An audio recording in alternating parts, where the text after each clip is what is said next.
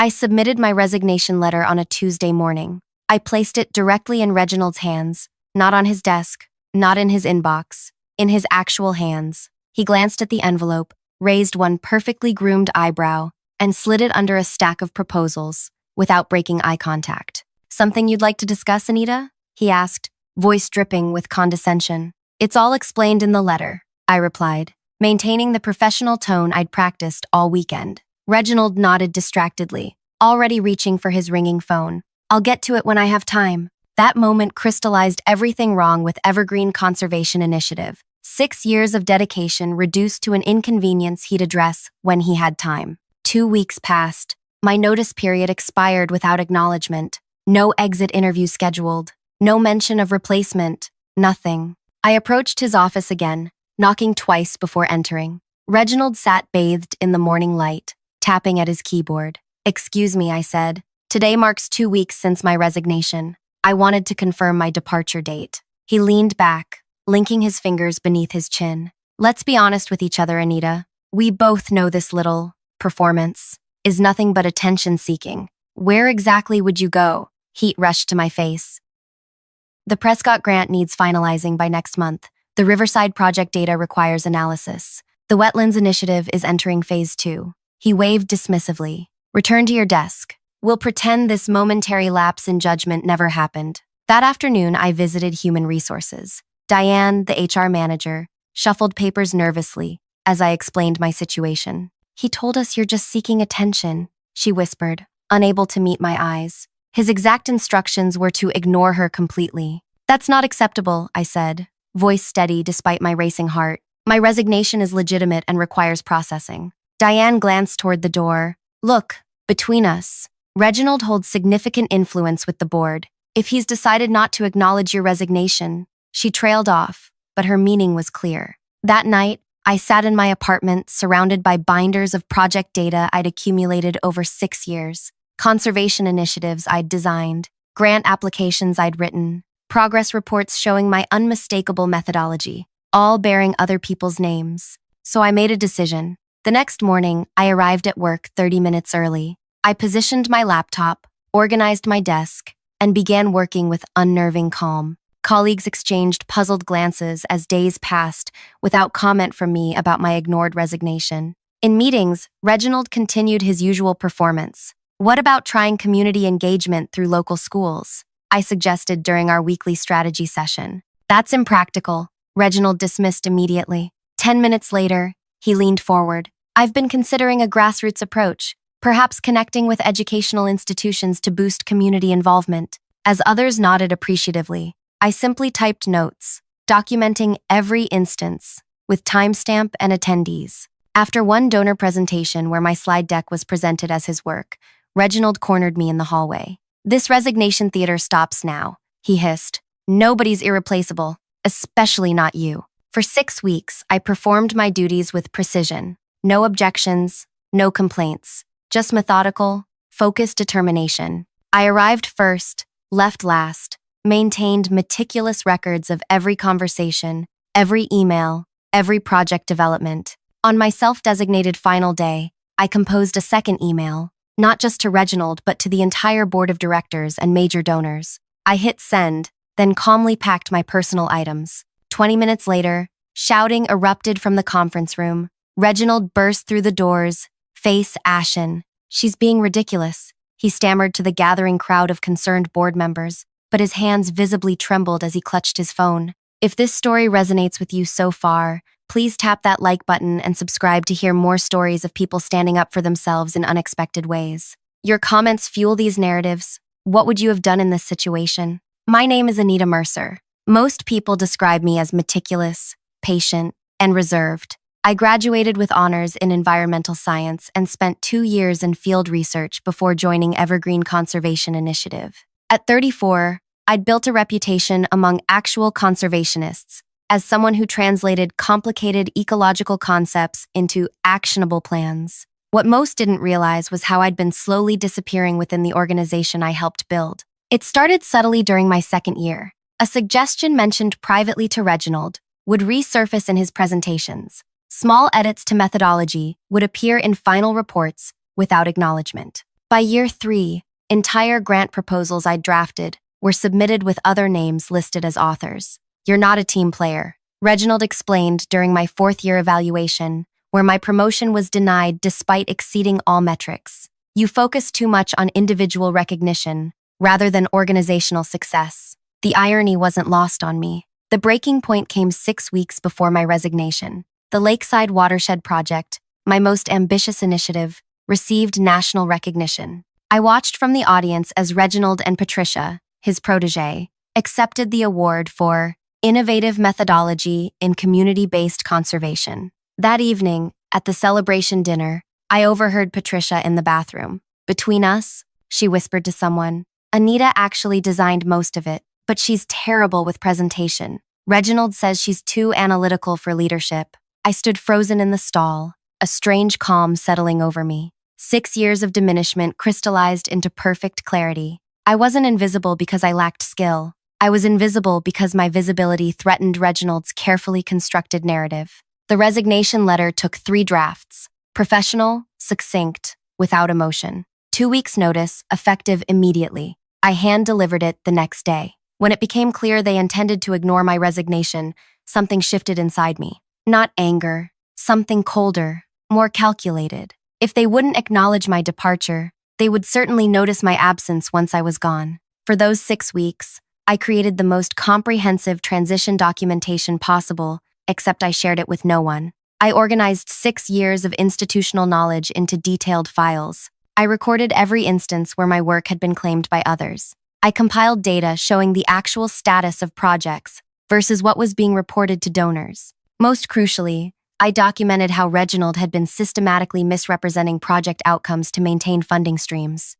The Prescott grant claimed 80% completion when barely 40% of milestones had been met. The Riverside data showed declining water quality despite reports of improvement. The Wetlands Initiative Phase 1 had failed to establish baseline measurements, making Phase 2 evaluations meaningless. Throughout those weeks, colleagues noticed my changed demeanor. Are you okay? Melanie from accounting asked during lunch. You seem different lately. I've found clarity, I replied simply. 3 weeks in, Reginald called me into his office. The board is impressed with your recent reports, he said, leaning back in his chair. Perhaps we should discuss your future here. Maybe that management track you've been wanting. I simply nodded. That would be a conversation worth having. His eyes narrowed slightly at my lack of enthusiasm, but he quickly recovered. Good. We'll schedule something soon. I knew soon would never come. It was the same carrot he'd dangled for years. That evening, I received a call from Zachary Bennett, director of the Regional Environmental Commission.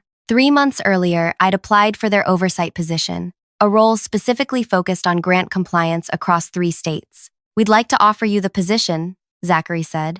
Your experience with grant implementation makes you uniquely qualified to oversee compliance. The irony wasn't lost on me. I accepted immediately. When can you start? He asked. In exactly 3 weeks, I replied, my self-imposed final day. As my last day approached, tension built inside me like a gathering storm. Would my plan work? Would anyone actually read the email? Would it matter? The night before, I couldn't sleep. I sat at my kitchen table reviewing my documentation one last time. Everything was factual, unemotional, and damning in its precision. I wasn't making accusations. I was simply presenting reality. My final morning at Evergreen, I arrived early as usual. I completed my remaining tasks, sent my farewell email with all attachments, and began packing my desk. 20 minutes later, chaos erupted as board members rushed into the building for an emergency meeting. Through the glass walls of the conference room, I watched Reginald gesturing wildly,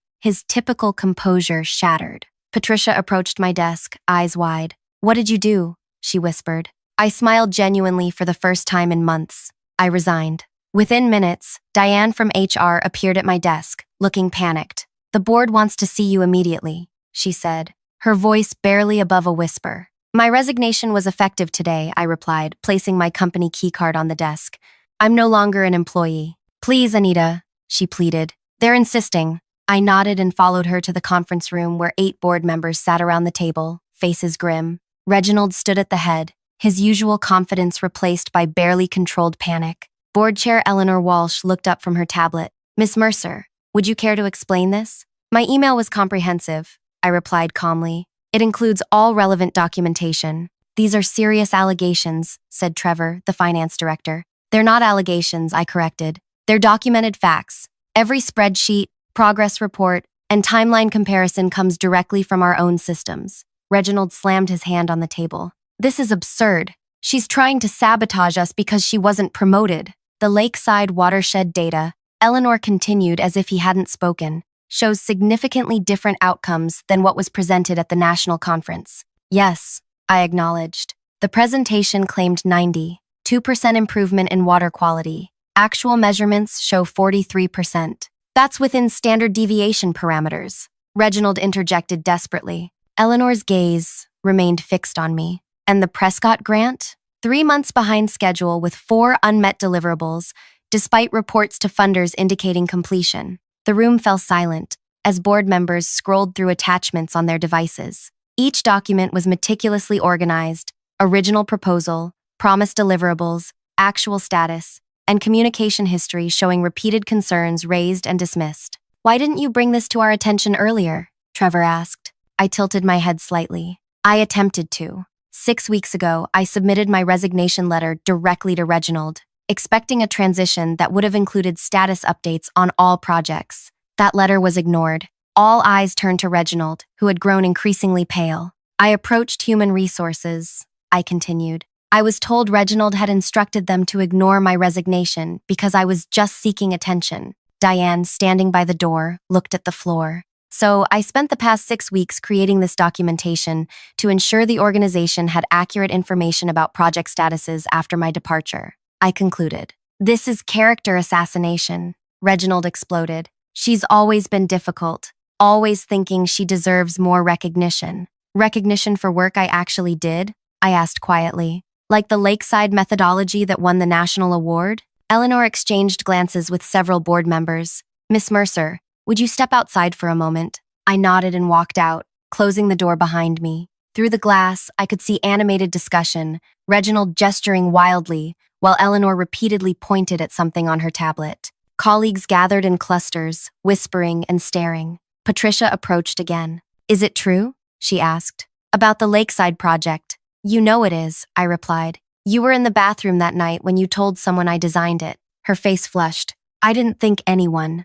That's been the problem all along, I said. No one thought I was listening, or watching, or documenting. The conference room door opened, and Eleanor emerged. Miss Mercer, we'd like to discuss the possibility of you remaining with the organization, perhaps in a more senior capacity. I smiled politely. I appreciate the offer, but I've accepted a position elsewhere. Today is still my last day. Her eyebrows rose. May I ask where? The Regional Environmental Commission. I'll be starting as their new oversight director for grant compliance next week. The blood drained from Eleanor's face. The commission controlled millions in environmental funding across 3 states, including every major grant Evergreen depended upon. I see, she said carefully. Perhaps we should discuss how to maintain a positive relationship moving forward. Absolutely, I replied. Compliance and transparency will be my top priorities in the new role. Behind her, I could see Reginald watching through the glass, his expression shifting from anger to dawning horror. By noon, I had cleared my desk. No dramatic confrontations, no tearful goodbyes. A few colleagues stopped by with awkward well wishes, clearly uncertain what was happening. Most avoided eye contact entirely. As I walked to the elevator carrying my small box of personal items, I heard rapid footsteps behind me. You planned this, Reginald hissed, catching up. All of it. No, I replied, pressing the down button. You created this situation. I simply documented it. They'll never believe you over me, he said, but his voice lacked conviction. The elevator doors opened. That's the beauty of documentation, Reginald. It doesn't matter what anyone believes. The numbers speak for themselves. As the doors closed between us, his expression remained seared in my memory. The look of someone who finally understood they weren't the smartest person in the room. The weekend passed in strange serenity. 6 years of emotional investment had transformed into something else. Not detachment exactly, but perspective. Monday morning, I walked into the Regional Environmental Commission's offices for my first day. Zachary Bennett greeted me warmly. Welcome aboard, Anita. The team is excited to have someone with your project experience. My new office was smaller than Reginald's but had large windows overlooking the river. On my desk sat a nameplate, Anita Mercer, Director of Compliance. We've had some concerns about grant implementation at several organizations, Zachary explained during orientation. Your role will include auditing current projects and establishing stronger accountability frameworks. Any particular organizations flagging concerns? I asked, though I already knew the answer. He hesitated. Several, but Evergreen Conservation Initiative tops the list. Their reporting has been inconsistent lately. I nodded. I'm familiar with their work. That's partly why we hired you. Your insider knowledge will be valuable, though of course, you'll need to recuse yourself from direct evaluations due to conflict of interest. Of course, I agreed, but I can certainly help develop the evaluation criteria. By my third week at the commission, I had established new compliance protocols requiring organizations to provide original data alongside progress reports. All staff concerns now required written acknowledgement within 48 hours. Anonymous reporting channels were strengthened. None of these changes targeted Evergreen specifically. They applied to all grant recipients, but I knew exactly which organization would struggle most with this new transparency. 2 months into my role, rumors circulated about leadership changes at Evergreen. Eleanor called me directly, her tone carefully cordial. I wanted to inform you personally, she said. We're implementing structural changes following an internal review. Reginald has been asked to step down, effective immediately. I see, I replied neutrally. We're committed to addressing the discrepancies in our reporting, she continued. I hope we can count on fair treatment from the Commission during this transition. The Commission evaluates all organizations by the same standards, I assured her. Compliance isn't punitive, it's protective, for the environments we serve and the organizations themselves. After hanging up, I allowed myself a single moment of satisfaction before returning to work. This wasn't about revenge anymore, it was about accountability. 3 months after my departure, Evergreen underwent what their press release called a strategic leadership restructuring. Reginald was gone. 2 board members resigned. Patricia had been demoted. The following week, their latest grant application crossed my desk. I reviewed it carefully before stamping it with the designation All Incomplete Applications Received. Additional verification required. The system I'd created wasn't designed to punish Evergreen. It was designed to protect all stakeholders from people like Reginald. The truth was, I didn't need revenge. I needed change. And now I was positioned to ensure it happened. As I worked late that evening, Zachary stopped by my office. The new compliance frameworks are impressive, he said. Already seeing better reporting from multiple organizations. That's good to hear. He leaned against the doorframe. Some people were concerned you might be too harsh with Evergreen given your history there. I looked up from my computer. My interest isn't in being harsh or lenient. It's in ensuring conservation projects actually deliver what they promise. The environments we're trying to protect don't care about office politics. He nodded approvingly. That's exactly why you were the right choice for this position. After he left, I opened my desk drawer and removed the copy of my original resignation letter, the one Reginald had ignored 6 weeks before finally reading my email. I'd kept it as a reminder. I no longer needed it. I dropped it in the recycling bin and turned back to the application before me, another organization whose projects needed proper evaluation. The work continued, more important than any personal vindication. My phone buzzed with a text from Eleanor. Our revised application is ready for submission. We hope for a fair review. I texted back one word, guaranteed. And it was true. Fair was all I'd ever wanted. Fair recognition, fair treatment, fair evaluation. In the end, the most satisfying revenge wasn't destroying Reginald or Evergreen. It was creating a system where people like him couldn't succeed through manipulation, and people like me couldn't be silenced. 6 months into my role at the commission, I received an unexpected visitor. Melanie from Evergreen's accounting department sat nervously in my waiting area, clutching her purse. I wasn't sure if you'd see me, she said when I invited her into my office. Why wouldn't I asked, gesturing to the chair across from my desk. She glanced at the closed door. Things at Evergreen are not good. In what way? I kept my expression neutral despite my curiosity. After you left, they brought in someone named Gregory to replace Reginald. He's different, very corporate, always talking about streamlining operations and optimizing resource allocation. She lowered her voice. Last week, they laid off 3 project managers. This was unexpected. I thought with the leadership changes, things would improve. That's what we all thought. Melanie twisted the strap of her purse. But it's worse now. Gregory's cutting corners everywhere to make up for funding shortfalls. He says we need to rebuild credibility after the previous administration's mismanagement, but his methods. She trailed off. What about your projects? The ones I documented? That's why I'm here. She pulled a flash drive from her purse and placed it on my desk. They're falsifying data again, but differently. Instead of inflating success, they're manipulating baseline measurements to make future improvements look more significant. I stared at the flash drive. Melanie, you realize giving me this could cost you your job? I know. Her resolve surprised me. But after what you did, standing up to Reginald, some of us started asking questions, looking closer at reports. This isn't what I signed up for. After she left, I examined the files. She was right. The new leadership was employing more sophisticated methods of deception, but the intent was identical: mislead donors about project outcomes. I thought I'd solved the problem by exposing Reginald, but I'd only addressed a symptom. The disease ran deeper. The following week, I received a lunch invitation from Eleanor. We met at a quiet restaurant downtown, far from both our offices. I wanted to thank you personally, she said after we ordered.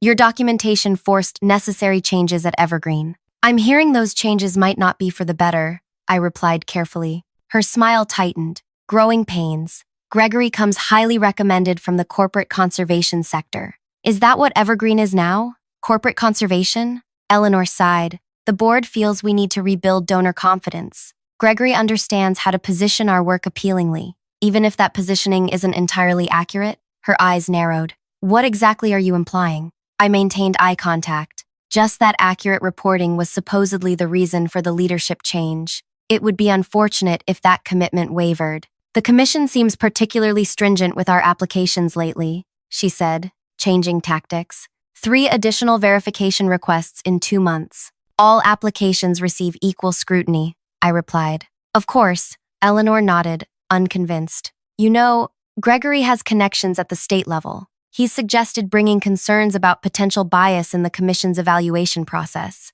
The threat hung between us. I took a sip of water. That would certainly be his prerogative, I said finally. Just as it's the commission's prerogative to conduct random site audits of projects showing unusual data patterns. Eleanor's fork paused midway to her mouth. Site audits? A new initiative I've implemented. Teams conduct unannounced visits to verify reported conditions match reality. I smiled. Transparency works best when it goes both ways, don't you think? She didn't answer, but the message was received. Back at my office, I found Zachary waiting. Everything okay? You seem troubled. I closed the door. I need to discuss something sensitive. For the next hour, I explained my concerns about Evergreen's new direction, carefully avoiding mentioning Melanie or the flash drive. Instead, I presented it as patterns my department had identified through routine analysis. Zachary listened intently. If you're right, this goes beyond one organization. It could indicate systemic problems in how conservation outcomes are measured and reported. Exactly, I agreed, which is why I'd like to propose something broader than individual organization audits. Over the next 2 weeks, I developed a comprehensive reform proposal, the Conservation Accountability Initiative. Rather than targeting specific organizations, it would establish new industry standards for transparent reporting, including standardized measurement protocols, independent verification requirements, and protection for staff raising compliance concerns. This is ambitious, Zachary said, reviewing my proposal. Implementation would affect every organization in our jurisdiction. That's the point, I explained. Targeting individual organizations creates defensiveness. Industry-wide standards create a level playing field. He studied me carefully. Some might see this as overreach. Others might see it as necessary evolution, I countered. These are public funds being allocated based on promised environmental outcomes. Shouldn't we ensure those promises are kept? After considerable debate, the Commission approved a pilot program. Organizations could voluntarily adopt the new standards for one grant cycle, with incentives for early adoption. The day after the announcement, Gregory himself appeared at my office without an appointment. The Conservation Accountability Initiative, he said, not bothering with pleasantries. Quite the power grab. I see it as power distribution, I replied, putting more verification capability in the hands of communities affected by these projects. He smiled without warmth. Eleanor mentioned your lunch. She thought you might be targeting Evergreen specifically, but I assured her you wouldn't be so unprofessional. The initiative applies equally to all organizations. Indeed, he leaned forward. but we both know its origins, don't we? A disgruntled former employee using her new position to settle scores. I met his gaze steadily. The initiative was unanimously approved by the commission board based on its merits. Nothing in it specifically disadvantages Evergreen unless accuracy itself is considered a disadvantage. He chuckled. You're good. I see why Reginald found you threatening. He stood to leave. Evergreen won't be participating in your voluntary pilot. We'll wait until the kinks are worked out. After he left, I received an email from Zachary. The state environmental secretary, a close friend of Gregory's, had expressed concerns about the commission's new initiative. Political pressure was mounting.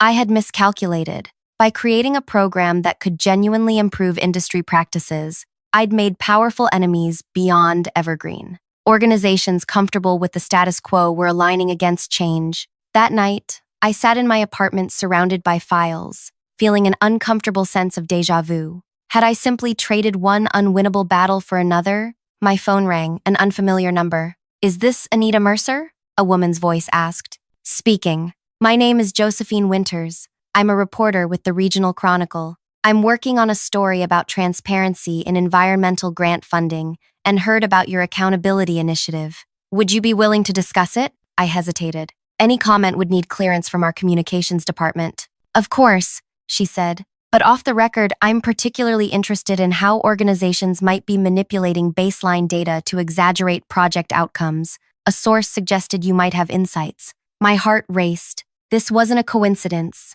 Either Melanie had approached the press, or someone else had. Either way, this was the moment where I chose my path. I can't comment on specific organizations, I said carefully. But hypothetically speaking, baseline manipulation is unfortunately common and difficult to detect without site verification, which is why your initiative includes unannounced site visits, among other safeguards. Interesting. She paused. I understand there's resistance to these measures. Any comment on that? Innovation often faces resistance, I said, especially when it challenges established patterns. After hanging up, I sat motionless, thinking. Josephine was clearly working with inside information. But what was her angle? Was this a trap set by Gregory, or an opportunity? The next morning, Zachary called me into his office. The Secretary of Environmental Affairs wants us to pause the accountability initiative for review. On what grounds? Concerns about undue regulatory burden on organizations. He looked troubled. There's pressure, Anita. Significant pressure. So we're abandoning it? I didn't say that. He closed his office door. But we need to be strategic.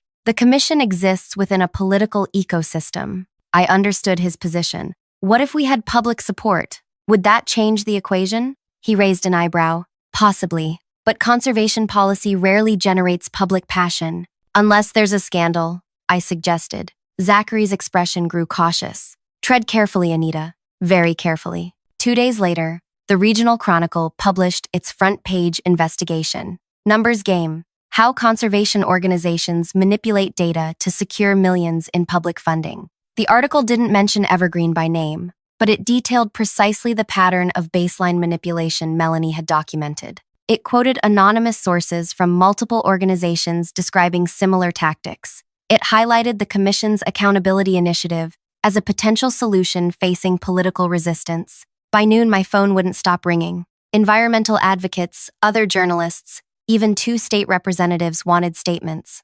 Zachary appeared at my door. The secretary is livid.